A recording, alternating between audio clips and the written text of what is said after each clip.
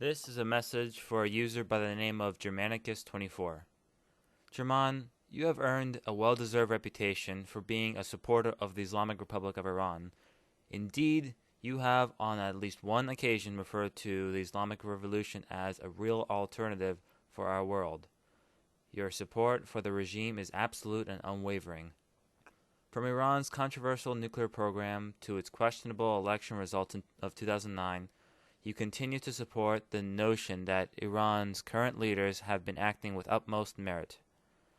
However, at the same time, you seem to be silent about the regime's minor flaws, focusing rather on the evils that America besets Iran.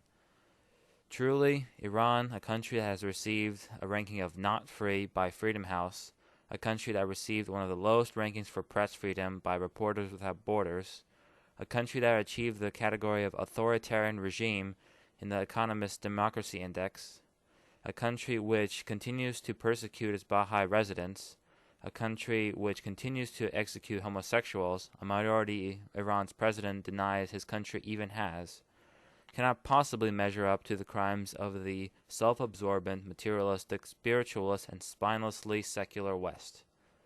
And yet, despite this easy task of exposing the West for its infidelity and refuting claims against Iran's innocence, your response has been ironically, or depending on how you may view it, fittingly, similar to Iran's own response to dissidents, ridicule, and censorship.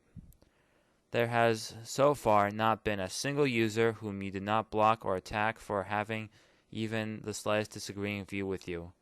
Often, on many occasions, it's been both.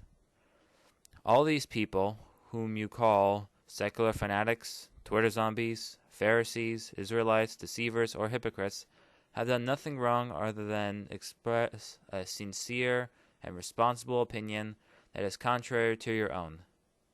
I therefore feel incumbent to request that you join me in a civil and friendly discourse about Iran and the West and all the issues that relate to them.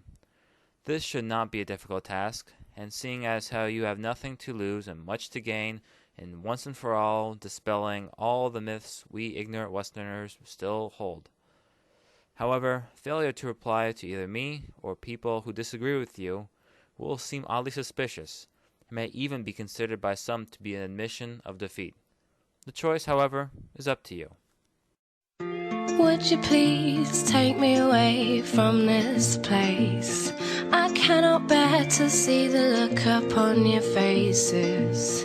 And if there is some kind of God, do you think he's pleased when he looks down on us? I wonder what he sees. Do you think he'd think the things we do are a waste of time?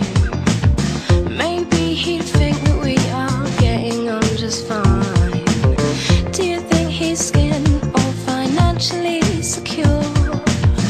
And come election time, I wonder who he'd vote for.